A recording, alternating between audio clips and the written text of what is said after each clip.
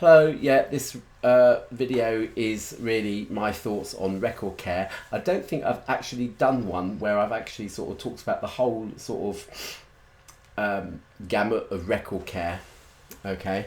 I've kind of written loads of stuff in comments and on descriptions of videos, and I've done quite a few record cleaning videos, particularly in the early days of YouTube. Look at my videos of around 2008, 2009 to see what I've done. And I've also, in the last couple of days, acquired a Moth record cleaning machine, which I've demonstrated on YouTube. Not very well, but I've demonstrated it, okay? And as I kind of said in the video, I've kind of got better at it as I got into cleaning the records, okay? So yeah, really, how should you care for your records? So the first thing you should do is really consider what you play your records on, okay? Now, you don't have to spend a huge amount of money. There are record players around that cost tens of thousands of pounds, okay? There are also some record players around which cost under £100, and these tend to be the ones that you can buy in HMV. I think they're Crowley or something like that, that you can buy in HMV and even in some supermarkets, which cost as much as buying a couple of new vinyl records. They tend to have built-in amps and speakers. They sound and look awful, okay? They really do sound awful, people. And the very act of playing a record on one of these things will probably ruin it for life, okay? It's not a very good introduction to for kids, to think, oh well, vinyl's supposed to be the best sounding thing around, and then you play it on one of those things and it sounds like a couple of tin cans rattling, okay? And looks awful as well. The turntables are incredibly flimsy. I've seen one of them actually in operation, and it actually sort of went up and down like that with a flat record. It was like watching a merry-go-round go around. And no, the cartridges on them are usually ceramic cartridges, but occasionally you might get a very cheap moving magnet cartridge on there, which is a blessing. But a ceramic cartridge is it's a total anathema, okay? Many years ago I used the analogy of a skier going down a slope, and a skier going down the slalom slope will negotiate the flags very well. A train going down that same slope will not, okay? And a ceramic cartridge is the equivalent of a train trying to negotiate a ski slalom. It just won't work, okay? It will ruin your grooves, it'll sound terrible, and you just don't, all right? Okay, so the very bare minimum that people ought to do is have a little shop around, okay? Now, my first record player, as my loyal followers will know, was a Goldring GL75. That's my first hi-fi record player. Or Goldring Lenco it was. Goldring made the record players, or distributed, I think, the record players that Lenco made in Switzerland, so they became like Goldring Lenco things, and it was a Goldring Lenco GL75, okay? The same thing can be the Lenco L75, I believe, okay? Didn't have the best tone arm in the world, but it was certainly a hell of a lot better than the tone arms on these little sort of crappy things that you can get in HMV.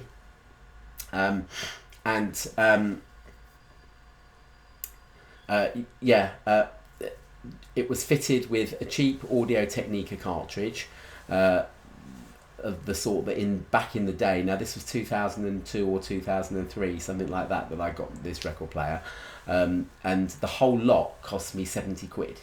Okay, I already had my Riga Luna amp and my Ruark Epilogue speakers, and I was playing my Planet CD player as well, so all of that was there. The amp had a phono stage, so for 70 quid I managed to get a vintage late 60s early 70s turntable, which would make a decent fist of playing records. Okay, I upgraded that cartridge to a Goldring 1012 GX or something. I think it was called. Certainly the 1012 bits, right? And the sound through that was absolutely heavenly, and it was an absolute revelation for really not much more money than one of these all-in-one things. Yes, obviously, if you've not got an amp and speakers, you've got to shop around. It's a lot safer buying used amps and speakers on eBay than it is buying record players. I think you should really try, if you possibly can, to visit. I mean, I don't know. I mean, there used to be even where I used to live, in the sleepy town in the south of England, there used to be a little man that sold second-hand record players that he serviced himself, and I'm sure that those places must still exist. But if you can't, obviously, then try and sort of locate somewhere on eBay, particularly if it's somewhere near you that you can go and actually have a look at the thing before you bid on it. Once you bid on something on eBay, you're committed to buying it. Okay, and so if you could possibly try and arrange before you place a bid to go and have a look at one of these things, and just check that it's all working and everything before you do it. I mean, sometimes on eBay they advertise record players as being serviced and stuff like that, and obviously, look at the description, and if it says it's all working and everything, and the pictures and stuff look okay and everything, then you're probably okay with it. Okay, the most a vintage record player will probably need is somebody to sort of clean the bearings with methylated spirit, blue methylated spirit, and put some oil on bearings and stuff like that. But you've got to get the service manual, which you can usually download somewhere on the internet. The Vinyl Engine have got a load of them on there. You can find all the instructions and all the service manuals and everything. And you could probably have a go at doing it yourself. Okay, you might have to replace a belt or a rubber idler wheel or something like that, but it's a little project for you, and if it doesn't work out, it's not the end of the world, because it's not a huge amount of money that you're spending. Okay, so something like a GL75 would be lovely. Okay, if you can find things like used Rager Planner 2s or P2s, the P2 is slightly later than the Planner 2, or something like that, then all the better, because it'll be newer, be much easier to service. The whole thing's a lot cheaper. You can still buy the belts and stuff from Riga themselves. Riga themselves would probably service it, in fact. So yeah, just something that is as basic, but that will do the job and sound okay. All right, okay. So that is number one, absolutely number one.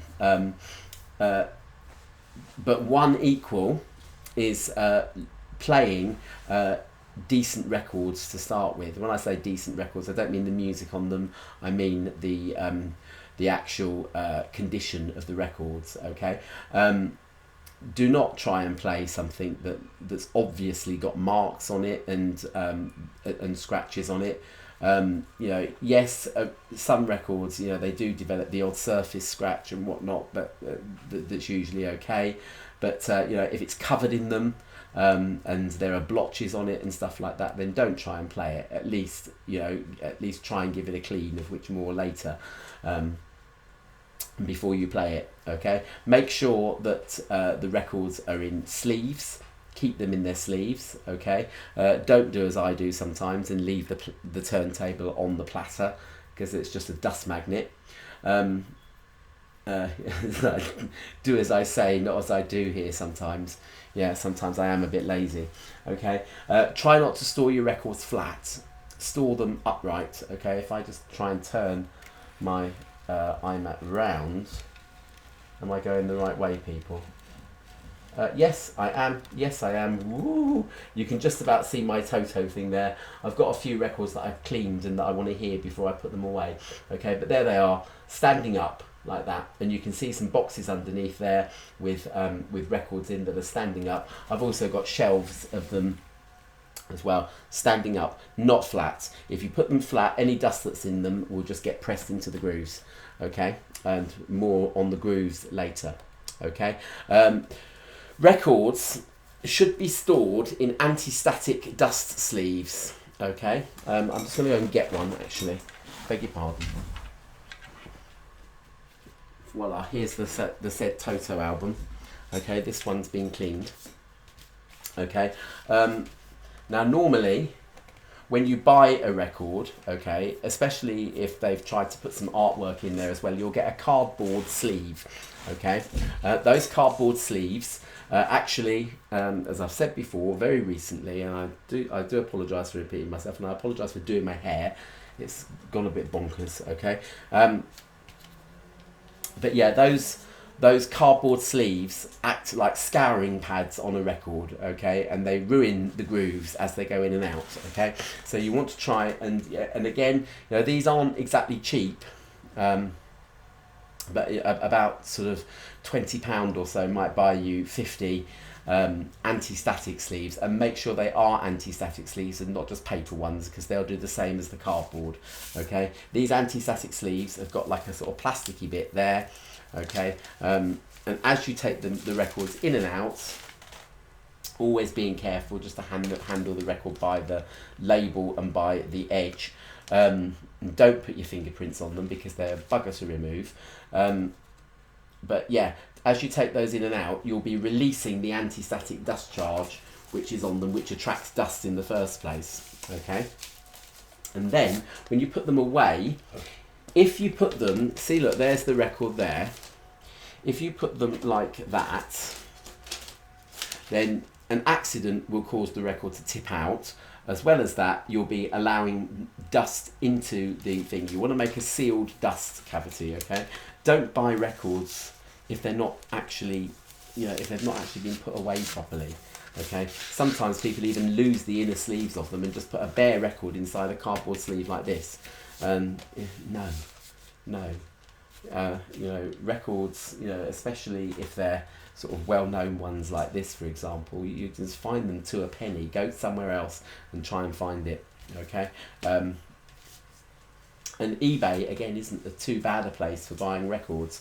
There are special sort of vocabulary for the condition of records, such as mint and near mint and excellent and very good and good, and you know, the further down the scale, obviously, like a good condition record is not as good as a mint condition record, okay, and you can kind of work out from there the condition that the record's in.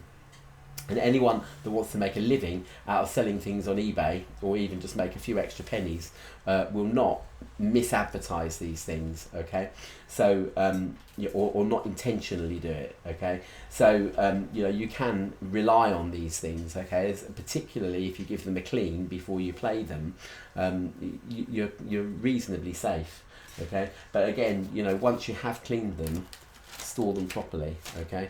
All right, that black thing in there is just the inner leaflety thing, okay? And this really, again, this is the best way from an environmental way, and you can't help this, to sort of store or to package inner artwork with it, okay? This is, you know, fairly flimsy paper, but at least it's not as wasteful as having a cardboard sleeve, okay? So, there's a record. I'm going to go and store it upright for you. Do as I say, not as I do. Okay? Alright, so how else can you keep records clean? Well, first of all, the main thing is that dust from everywhere, and also all sorts of other things that you've got on your hands, if you've been eating or something like that, all of that can land on records. Okay, so try as much as you can, and I know that I'm not the best person at this. I'm actually, you know, expecting visitors later. My mum and my auntie are coming round a bit later, so I've had to have a tidy up. Okay, so, you know, visitors, you know, particularly when it is one's mother and one's auntie, you know, there's probably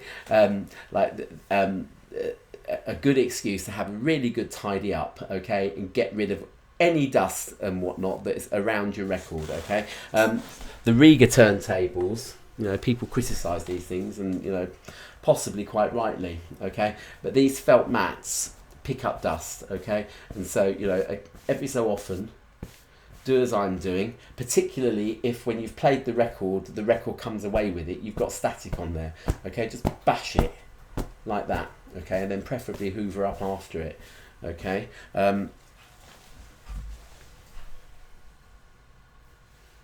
But yeah, you know, I mean, it's quite embarrassing, really. I mean, I think the last video I put on of a record playing, you know, there was actually dust on the plinth, which you could actually see. Okay, you couldn't see it to the naked eye, but as soon as a camera gets anywhere near it, you know, it really sort of showed up like, you know, it's a bit embarrassing. So, you know, try and keep your plinth, your tone arm, your turntable mat and stuff, try and keep it clean, okay. I can't put the lid on my turntable, which is annoying because I've got a sloping ceiling, and opening the lid, it won't open all the way, and that would possibly, you know, is, you know, particularly if you've had a glass of wine, you know, another accident waiting to happen, and I'm quite good at having accidents, so you know, it was just one thing that I just didn't want to sort of bother with. You know, if I ever get another place or rearrange the furniture or something, I'll try and sort my hi-fi rack out so that it's not near that sloping ceiling, because the dust cover is actually a very valuable thing, okay. On my old, very, very old as a kid, mono record player thing that was like a suitcase, you could play a record with the sort of hinged lid down, okay, and it affected the sound quality. Some people preferred it with it down, some people preferred it with it up. I think I was always one of those that preferred with it up. But on a record player like you know, the Rigas, any of the Rigas, even the cheaper ones, I don't really think there's a huge amount of difference, because the speakers are a different enclosure, okay. There might be a slight bit of difference, and people will whinge on about sound vibrations and stuff like that from a loosely hinged dust lid, but not that most people will be able to hear, I don't think. Okay, what you will be able to hear, people, is dirty records being played, okay. Sorry, I'm doing my hair again. Leave your hair alone. This is not Periscope. So yeah, dirty records. Now, I watched last night, actually, I hadn't seen it before. There's somebody bleating for a whole hour, slightly more boring than me, actually, bleating for a whole hour from a company called Origin Live, which make turntable accessories, which sell turntable accessories, which also upgrade things like your bog standard Rega P2s and stuff like that to more exciting things and whatnot. I think they even make their own record players. But yeah, so they're a well-respected firm, and this chap was giving, you know, a fairly scientific explanation into why you should clean records. Okay, now I've always sort of tried to give as best advice as I can. Okay, sometimes I've been right, sometimes I've been nearly right, and sometimes I've been way off the mark. This chap, you know, he kind of proved me as sort of as near as damn it as being nearly right. Okay, the first thing he started off doing, which I was very flattered by, really, was using the ski slope analogy yet again. Okay, this time though he was talking about a skier. Now, if you imagine that there's a ski slope and here's a skier going sort of around, he's going up and down and around with his body movements, or her body movements, as they're skiing. Sorry, that's my washing machine going mental in the background. Okay, and that's what your needle is doing on your record, and you can't see it. You actually cannot see those movements. It doesn't matter how closely you look. You know, the naked eye just cannot see it. All right. So his point was that most of the dust that gets into your records is not visible to the naked eye. Okay, you are talking about grooves which are thinner than a human hair. That's how that's how delicate this whole operation is. All right. Sorry, I've got to put my password into my screensaver. I can't see the screensaver. Can't see. I've got a blank screen in front of me. Aha, that's better.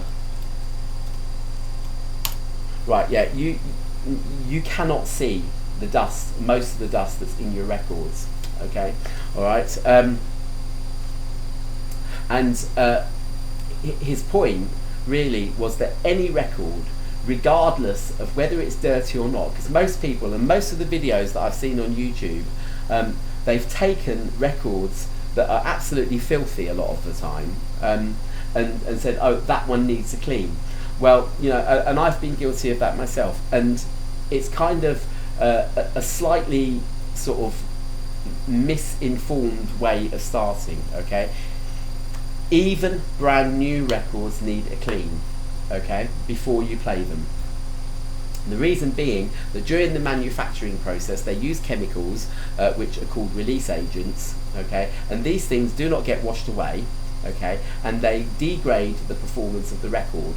All right, they degrade the performance of the record. They therefore give this skier skiing around your record a harder time skiing. Okay, if you put gravel in front of a skier, they're not going to be able to ski around that slalom slope very easily. Okay, they're not going to thank you for it. Neither will your record player thank you for, you know, those chemicals and toxins that are on the record. Okay, you have to clean them off. Right. Now he sort of placed as his number one priority. This guy, he placed the fluid. Okay, now he was out to sell. Okay, it was blatantly obvious that he was out to sell, because Origin Live sell this particular cleaning fluid. Okay, although I don't doubt actually, you know, the truth in his claims. Okay, there's this fluid called l'art du son. Okay, it's French, the art of sound. Okay, so it's L'Art, then DUSON. Okay, l'art du son. Record cleaning fluid. It doesn't use isopropyl alcohol. Isopropyl alcohol is the preferred cleaning method of lots of these, or preferred cleaning fluid of lots of the proprietary record cleaners on the market, okay, such as my Moth, such as the Disco Anti-Stats, such as just about any bottle of cleaning fluid that costs around about 12 quid. It also tends to be the one that is used by a lot of the DIY record cleaner people that you see on YouTube that say, you know, I make my own and I get a few dollars from the thrift store or whatever, you know, or from the pound store, whatever it happens to be. And you can buy this stuff, okay? It is relatively cheap, okay? Once upon a time when something like Aslan cleaning fluid or something like that I got from someone in America who wanted me to review it on YouTube. It's no longer a going concern. But you see, one of the things that he was worried about was that he had this fluid that he made. It did have isopropyl alcohol in it, and isopropyl alcohol's main advantage is that it evaporates and dries very quickly. When I said, oh, it doesn't dry as quickly as the Knosti Disco Anti-Stat cleaning fluid, he got back to me and said, well, if I put too much isopropyl alcohol in it, people will just say it's isopropyl alcohol and you know, say, oh, I'll just buy some cheaply for a few dollars from the thrift store. And so he deliberately kept that out of it, and he kept his recipe very secret as well.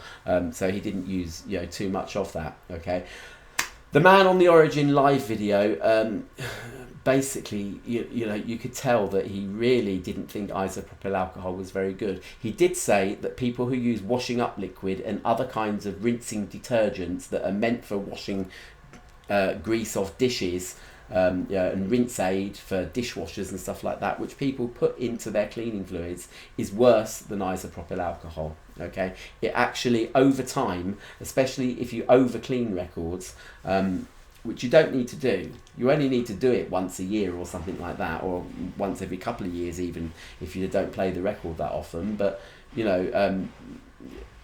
but over time, washing up liquid will degrade the surface of your record. Do not use it. Okay, it doesn't matter that some bloke says that it's as cheap as chips and a few dollars from the thrift store. It really is anathema to records. Do not use it. Okay, isopropyl alcohol is not as bad as that, but over time, over a long time, a longer period of time, it will degrade the surface of your records. Okay, vinyl is actually very delicate.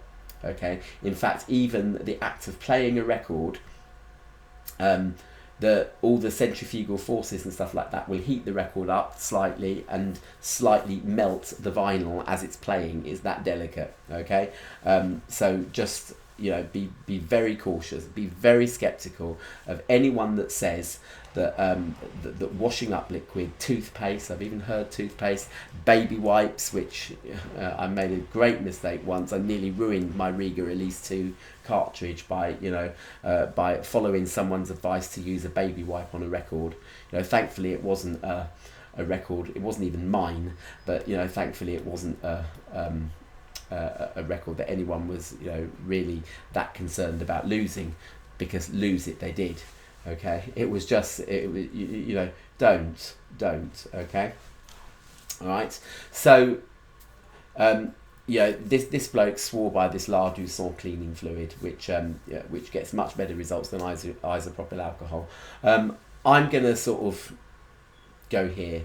Okay, I don't actually. I mean, I've used isopropyl alcohol in distilled water, which is essentially what most record cleaning fluids are. Give or take the odd secret ingredient here or there. But I've used isopropyl alcohol based cleaning fluids, and really not had a problem. Okay, and I think particularly with this moth record cleaner. I think the fact that the hoovering is it creates a mini tornado, and essentially that's the racket. but that will suction most of it out. You can't risk any of that being left in the grooves at all. Okay, so sort of methods of cleaning then. Okay, I really stand by what I've said over many years. Okay. Yes, particularly if you use a good cleaning fluid, you can manufacture yourself a sort of wooden little turntable-y thing out of what they call the Americans, I don't know what you call it in English, but like a lazy Susan thing, which is like a sort of tray on a spindle, which kind of you put your spices on or whatever, and it's and you spin it round. So you can do something like that, and then place your record on it on like a sort of felt cloth on there, and then you sort of apply your fluid. And some people have like sort of adapted Hoover tubes and stuff like that. As long as they're clean, and as long as you're not using anything harsh or abrasive, they sort of cover them in felt cloths and then sort of cut a slit in them that so that you can place this sort of pipe kind of thing sort of over the top of the record, a bit like the same sort of shape as on my moth. You'll have to watch the demonstration video because I'm not getting it out because my mum's coming later. but yeah, something like that moth, but their own Hoover version of it, and provided that you don't use that Hoover for hoovering around your house as well.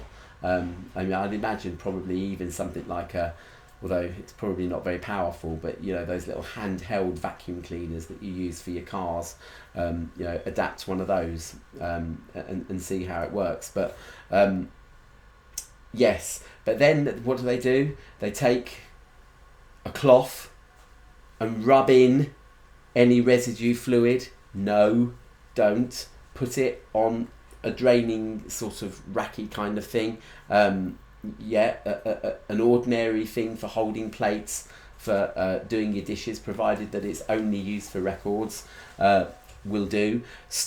Letting a record dry vertically will not attract dust. Okay, it's when it's down like that that the dust will fall onto it. We'll come on to the disco anti-stat in a minute, but that will not attract dust. Okay, so do that and keep your fingers off it, and don't rub records, particularly ones that you suspect might be just a little bit wet from the cleaning process. Do not rub them with towels or anything else, because all you're doing is pressing gunk in, which is going to damage your stylus. Okay. The Knosti or Nosti disco anti-stat and other kind of bath methods work reasonably well. The big drawback of them, as I kind of explained the other day, is the fact that you have to fill like a sort of container with the brushes in with this fluid. Okay, now the man from Origin Live was a bit more disparaging than I was. I was more concerned about wasting the fluid. Okay, but as he rightly says, the minute even a brand new record that is covered in this release agent that hasn't been properly removed at the factory, and that's a sad fact of life, people. It happens. Okay, just live with it. All right, so plonk that in, give it a clean. All that release agent ends up in this bath of fluid. Okay, you then take it out, pop it on this nice sort of draining rack that they very thoughtfully provide that can clean 15 records, and therefore the implication is that at any one time, with any one batch of cleaning fluid, you can clean 15 records. Well, actually, the minute that you put another record in that's got that release agent on it, and if it hasn't been cleaned off before, it will still be on there even if the record's 15 years old. Okay, plop that on there, give that one a clean, and all you've done is put the release agent that was on the first record onto the second one. Okay, it's better than not cleaning your records at all. It's better than using dodgy washing up liquid and stuff like that to clean records with. Glue, even, no. Maybe we'll come on to that in a minute. But yeah, it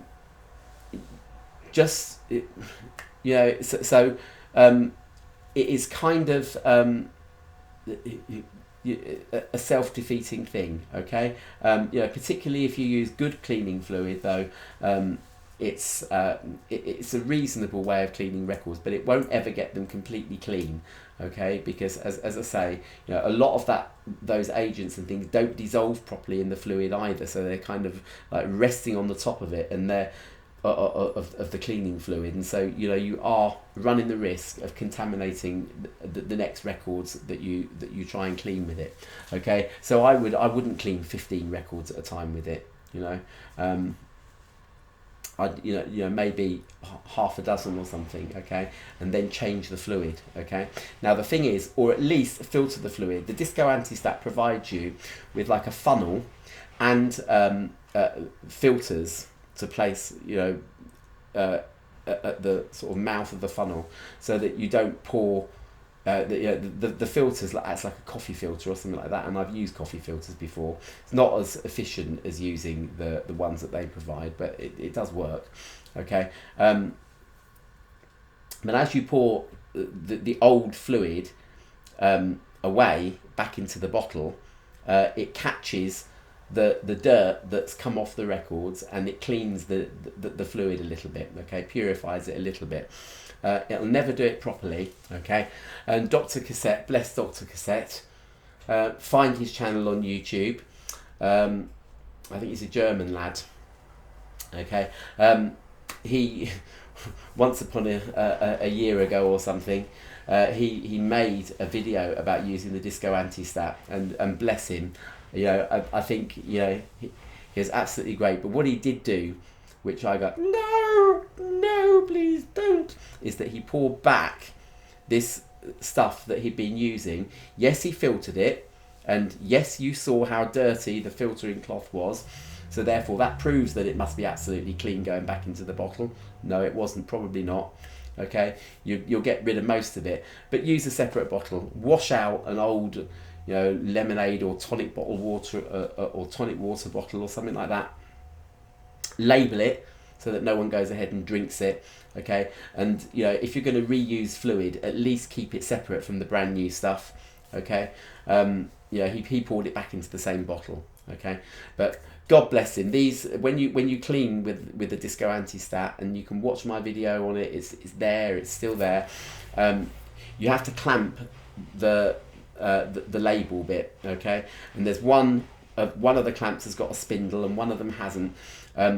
And if you forget which one is the spindle, your record will fly off as you unclamp it. You'll drop it, and you'll probably do more damage than before you cleaned it. And yeah, he did that, and I've done that many a time. And you know, so you know, I'm glad I'm not the only one who does it.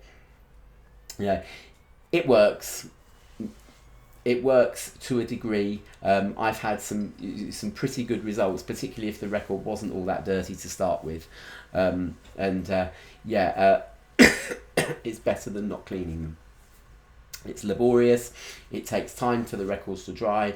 They said, I think 10 or 20 minutes or something like that for the thing to dry.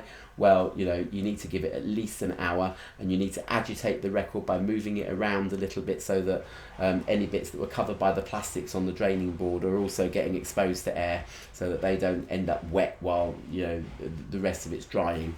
Okay.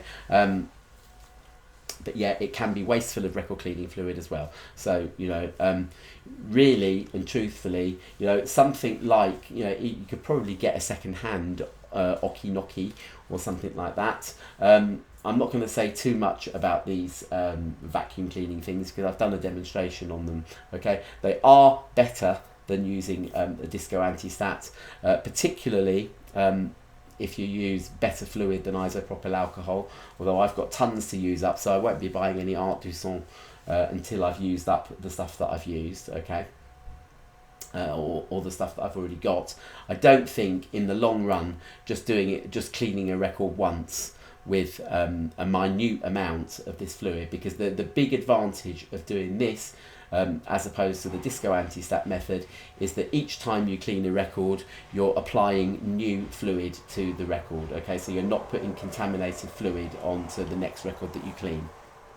Okay, but yeah, you know, then I'll get some Art du Son if I remember and have the inclination, have the money and whatnot. I'll try and sort of get hold of that. It comes in a very small container. You mix it with distilled water, and it's about 30 quid for this sort of small amount of it. But once you've mixed it with a gallon of distilled water, it cleans loads and loads of records. So again, it's, you know, people say, oh, it's you know, I buy stuff that's a few dollars from the thrift store or whatever. But you know, I think that you're not really saving that much money by, you know, buying a huge bulk of it that's going to last you several years, than, you know, going and buying bottles of washing up liquid or whatever it is that you happen to use.